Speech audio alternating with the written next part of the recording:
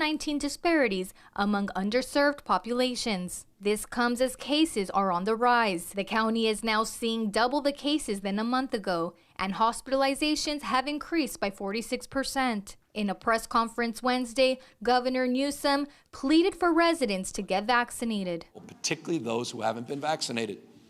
Those that are in the hospitals, those that have died, overwhelmingly are people that have not been vaccinated. Vaccine hesitancy continues to be a barrier in fighting the virus. We spoke to David Metz, president of FM3 Research. They conducted the recent county survey about residents' views on the vaccine. About 1 in 5 adults tell us that not only are they not vaccinated yet, but a majority of them say they have no intention of getting vaccinated. He says those hesitant are younger folks who don't see COVID as a threat. They also aren't confident in the vaccine. They lack confidence in the safety of the vaccine. They're worried about side effects. They're worried that the vaccine's development was too rushed, and they're uncertain what its long-term impacts might be. Robert Gillespie is the medical director for the Black Nurses Association. He says vaccination efforts need to be focused on those open to getting the vaccine.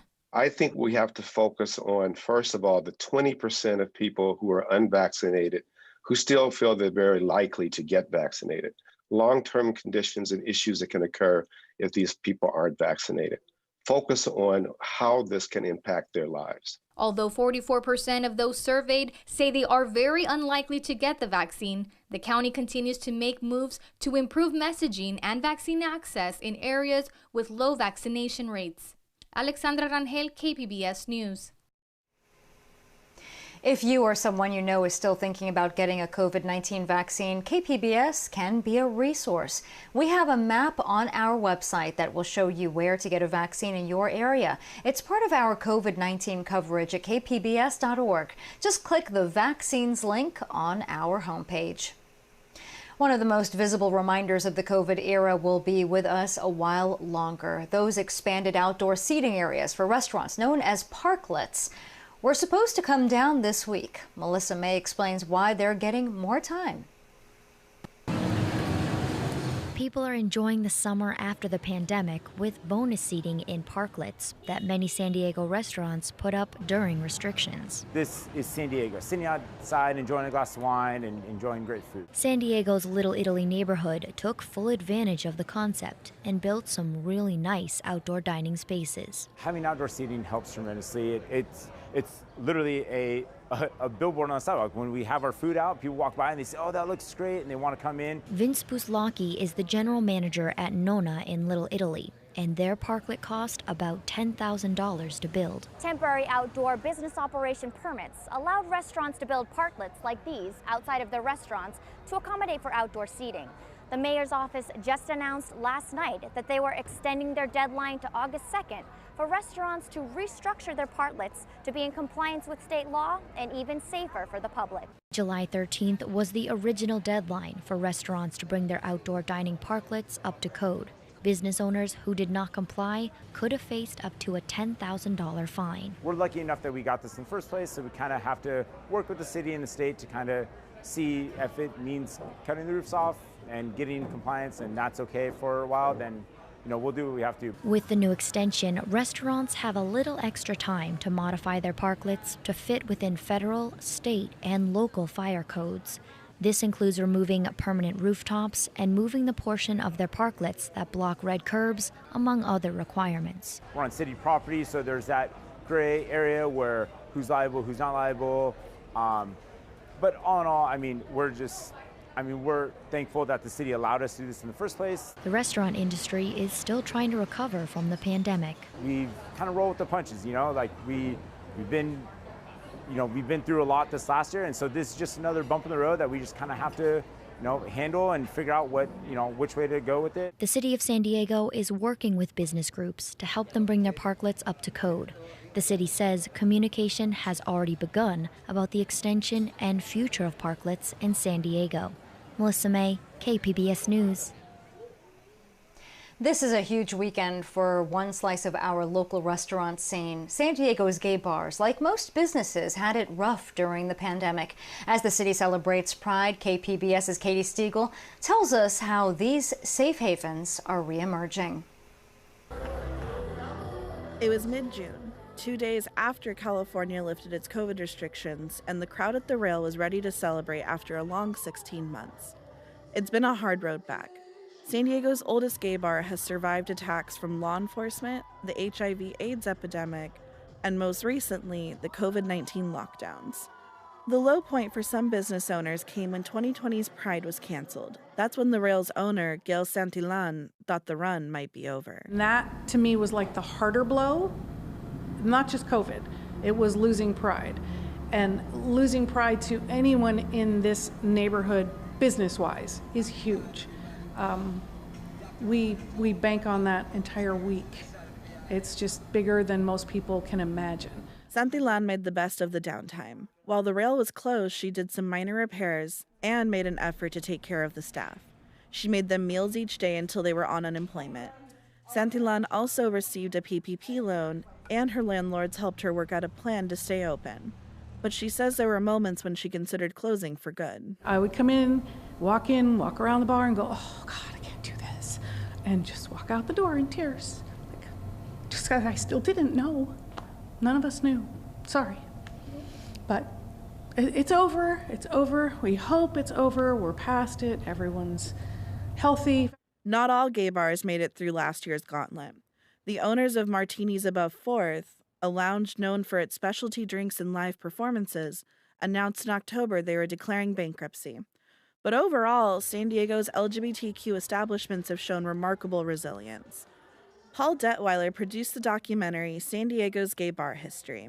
He says that may be because LGBTQ folks depend on the bar scene for a lot more than just drinking. Gay bars are culturally different than straight bars because they're sanctuary, safe havens for people that have typically experienced a lot of prejudice and discrimination growing up, which is something that the straight population hasn't experienced, being the majority demographic.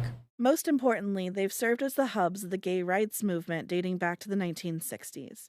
Protests, awareness campaigns, and even San Diego's first Pride were conceived in the dark and dusty corners of these clubs. Before the different levels of government stepped up and assisted with HIV and AIDS and stuff, the community did it themselves. And so that's a reason that an older generation of LGBT people really have that fond spot in their heart for bars. But while LGBTQ people today have been able to emerge from the shadows in ways that might have been inconceivable a generation ago, gay bars are still essential for the community. Alan Torres, who's come to the rail for roughly 6 years, says they remain a big part of his comfort zone. I feel more comfortable with myself and my partner. I mean, for lack of a better word, yeah, it's home, you know? We can't behave the same in the straight bar. It's like comparing going here to somewhere in downtown. For me, going to a Latin night in at the rail, in Hillcrest is not the same as going to Onyx, downstairs, whereas another Latin night, which I like, but it's not the same as coming to here. Torres and many others are excited about Pride 2021, which is happening this week. Organizers have put together a full slate of events that should keep gay bars packed throughout the weekend. For KPBS News, I'm Katie Stiegel. This time next year, they'll be putting the finishing touches on the new Aztec Stadium. It's the centerpiece of the massive SDSU expansion in Mission Valley. John Carroll now with a look at a special milestone along the way. Under a hot July sun, work moved ahead on Aztec Stadium in Mission Valley Wednesday afternoon, while a big ceremony played out on what will be known as Basher Field. San Diego State President Adela de la Torre. What an amazing accomplishment we have here. San Diego Mayor Todd Gloria getting in some civic boosterism. The entire Mission Valley expansion of SDSU's campus, that's big, it's bold, it's exciting. It's the kind of stuff that the 8th largest city in the country should be doing. After the speeches, the big event, the raising of a steel beam, laden with signatures from everybody who wanted to sign, an American flag and a tree on top. The tree, an ancient symbol of good luck in construction. San Diego State's school song played as the beam rose. We'll speed things up so you can see its entire journey to the top. Looking around this unfinished stadium, one could be forgiven for being skeptical that it's going to be open and ready by September 3rd of next year, but San Diego State President Adela de la Torre isn't only confident of that, she's sure of it. I'm willing to bet on it. That's how much I'm willing to say I am confident about it. It's just everything has happened. The stars have aligned. With all the excitement about the new stadium, it's easy to forget there's much more to this project. The site will also be home to a new river park, a research and innovation district, 4,000 new homes, and thousands of SDSU students, which leads to a pretty obvious question. Traffic in Mission Valley is already horrible, so how will the valley's strained transportation network handle all those extra people? We don't want a bunch of housing with a lot of degradation in our quality of life. The way you prevent that is with thoughtful infrastructure investment. The regional transportation plan I hope we'll adopt this year will be exactly that. September 3rd, 2022. That's the date the stadium is set to open. The Aztec football team will take on the University of Arizona, and the game is already sold out. John Carroll, KPBS News. And it's not just American troops who are leaving Afghanistan. The Biden administration says it will work to relocate thousands of Afghans who helped the United States during the 20-year war. The U.S. will be fully withdrawn by the end of August. One of America's top military leaders, Army General Austin Scott Miller, took this photo as he left the country this week. For those who lost a loved one in this war, coping is still a struggle. KPBS military reporter Steve Walsh has one couple's story. Justin O'Donohoe was 24 years old when he enlisted in the Army. He had already graduated college. His parents, Pat and Pam, still have his pickup truck out front. They drove it home to San Diego after visiting him at Fort Drum just before he deployed to Afghanistan in 2006. And we took him out to dinner at his favorite Chinese restaurant, which he loved, and that was the last time we saw him live. It's been 15 years since Justin died in a fiery helicopter crash on a mountainside in Kunar province, along with 9 other soldiers. Fathers aren't supposed to bury children. There is no closure for that. There is a internal kernel of you that is still filled with grief. Justin O'Donohoe was a cavalry scout with the 10th Mountain Division. His platoon was on a mountain at night near the Pakistani border. One of Justin's platoon mates, Nick Pelosi, says the landing zone was only large enough for the giant Chinook's rear wheels to touch down. On the 3rd try, the rear rotor struck a treetop. And it just tumbled and exploded, and it was just mass carnage, basically. They had been in the field for weeks, part of Operation Mountain Lion. The goal was to retake territory captured by Al-Qaeda and the Taliban. It was so hot that we couldn't get down in there, so we're yelling, if you're hurt and you're still alive, move or make a sound, something, and we're going to come down and get you. In the morning, the survivors came down to recover the bodies. Pelosi was injured after he was knocked out of the helicopter during an earlier attempt to land. I mean, it was about 9/11, and at this point, I don't really know. I don't really know what it's about. Pelosi left the Army after that first 18-month deployment. He's now living on a farm in upstate New York, near where he grew up. The damage that comes from this stuff is unbelievable. None of these families are ever going to be the same after this.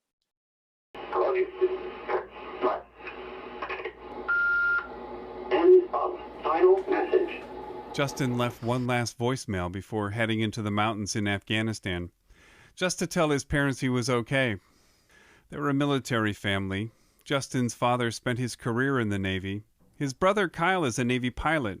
O'Donohoe's mother Pam says some days are harder than others. I don't agree with the war, because I think a lot of people got killed, a lot of boys got killed for no reason. We didn't win anything for anybody. Why were we there? I don't know anymore. The O'Donohoes sat around the same dining room table where Army officers sat to tell them the findings of the crash nearly 15 years ago. When all is said and done, the helicopter still crashed and our son still died. The Army ruled the crash an accident. A heavily redacted copy of the crash report says 2 sergeants told their leadership that they considered the night landing high risk and didn't understand why it was being attempted. Regardless, the effective end of the war in Afghanistan doesn't offer any solace to the O'Donohoes. And you move on with the rest of your life, and you don't forget, you don't ignore, you don't let it slide by. I have a compartment in me that's Justin. America has never had a conflict that stretched on for so long that the parents of fallen soldiers were still watching the war on TV long after their children had died. As the Afghan war finally comes to an end, Pam and Pat O'Donohoe are moving forward without moving on. Steve Walsh, KPBS News. COVID-19 stories are still among our most read at kpbs.org, and that includes the back and forth on whether kids will have to wear masks in schools.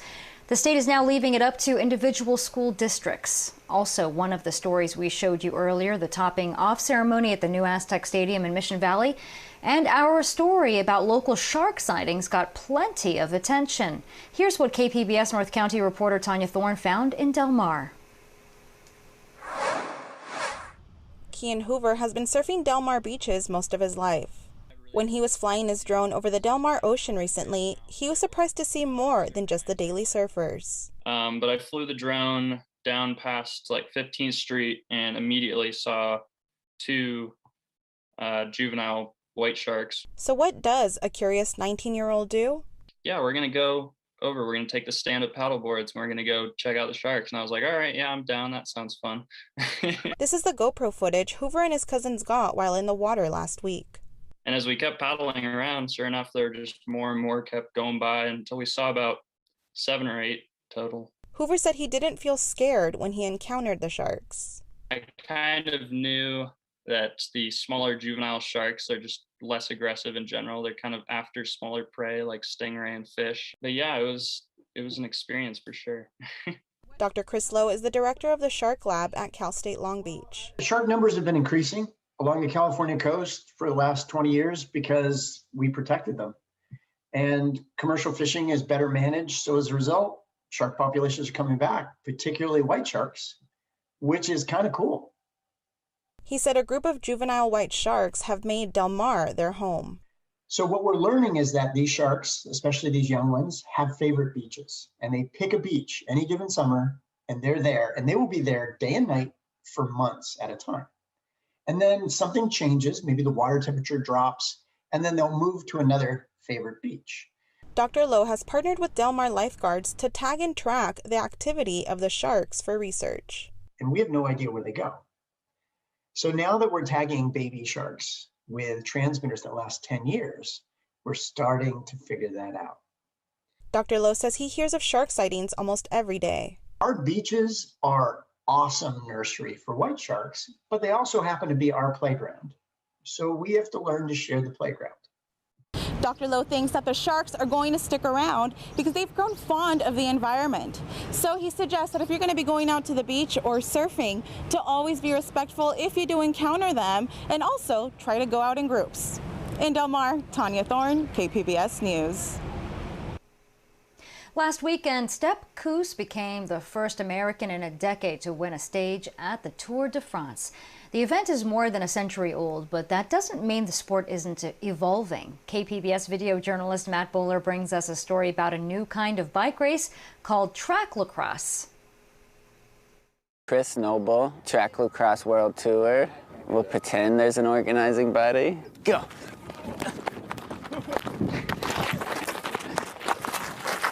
Yee-hoo! Track lacrosse is riding a cyclocross-inspired course, but on a track bike. Woo! Cyclocross is a type of riding where it's a short circuit course. They go super fast, they jump over barriers, there's dirt, there's grass, there's steps, all sorts of fun stuff. Track bike is a fixed gear bike, and we don't use brakes so that nobody crashes into each other. It's more challenging. It takes a pretty easy course and all of a sudden makes it super hard. You won't see $1,000 wheels out here. It's all about having a good time. I'm super excited to get back out riding with friends after a year and a half of not. We are going to do 2 podiums, so there's going to be a male/open category and then a second category for women, trans, femme, and gender non-conforming.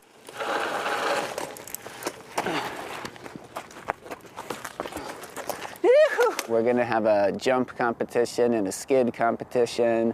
Yee-hoo! So it's just gonna be a good time. There will be prizes for the winners, but there'll be prizes for the losers as well.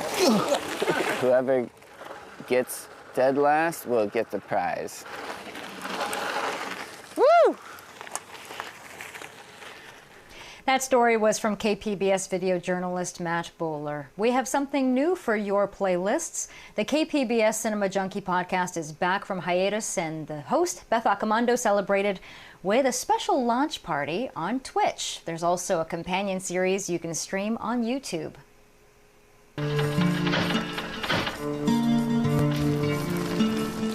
Hi, I'm Beth Accomando, host of the KPBS Cinema Junkie podcast, and I just relaunched the podcast with some new features, and one of those new features is a video called Geeky Gourmet. So for each podcast, I'm going to do a video that'll show you how to make some sort of food or drink item that's themed to the topic of the podcast.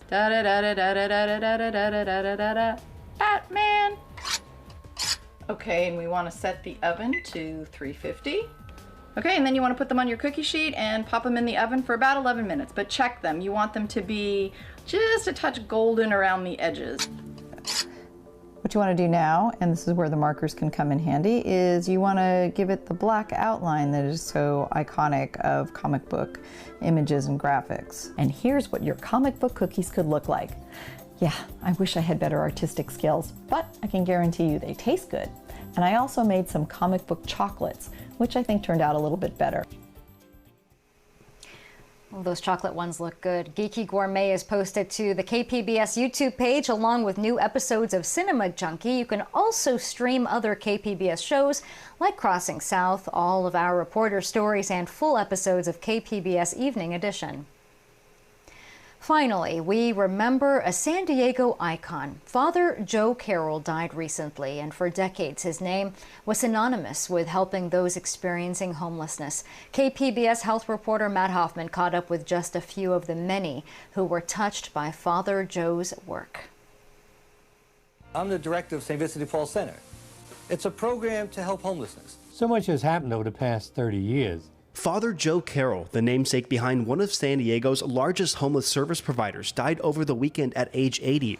At the Joan Kroc Center in downtown San Diego, people have been bringing flowers to honor him and remember his selfless attitude. He's helped me out, he's fed me, give me a place to live, resources, and he's definitely going to be missed, He's an icon here in San Diego, and he's helped thousands and thousands of people. Father Joe was a Catholic priest who more than 3 decades ago decided to devote his work to helping the homeless. We talked about that, the term hustler priest and the fact that he was so well known for being able to gather funds for those in need. And he's mentioned to me time and time again that it was quite easy, and it was easy because he wasn't doing it for himself. Father Joe's Village's CEO, Deacon Jim Vargas, was tearful when recounting one of his last conversations with Carroll, where he told him about a new housing development that's dedicated in part to his lifelong work. His legacy does live on, and it will continue to live on in the work that we do each and every single day. Father Joe's motto was simple: neighbors helping neighbors. KPBS spoke to him when he was named Mr. San Diego by the Rotary Club in 2012. So my goal in 30 years has been, these are neighbors who have to be in trouble. When you have a neighbor who's sick, that's a neighbor. When you have a homeless person who's sick, that sounds fearful. So my goal has always been, we're neighbors helping neighbors. That's all they are, is our neighbors, and we're the neighbors to them, and we help them. He created a national model that he called one-stop shopping, having shelter, job training, and health services all at a single location. And my concept was, why don't we have it all on one site, so people in need, neighbors who are struggling, don't have to go walking all over town. Father Joe's health worsened over the years, and because of diabetes, he had to have both of his legs amputated and lost an eye. But that didn't slow him down, still rallying to raise money for the unsheltered and attending public events like his annual holiday dinner. Everything at Father Joe's Villages begins with a meal. This means all these people, by getting food, might get into one of our rehab programs. So it's the beginning of a process that we hope to change their lives over the next year. Details for a public memorial service will be released over the next few days. Matt Hoffman, KPBS News. We hope that you enjoyed this look at KPBS News this week. I'm Maya Trabulsi. Thank you for joining us.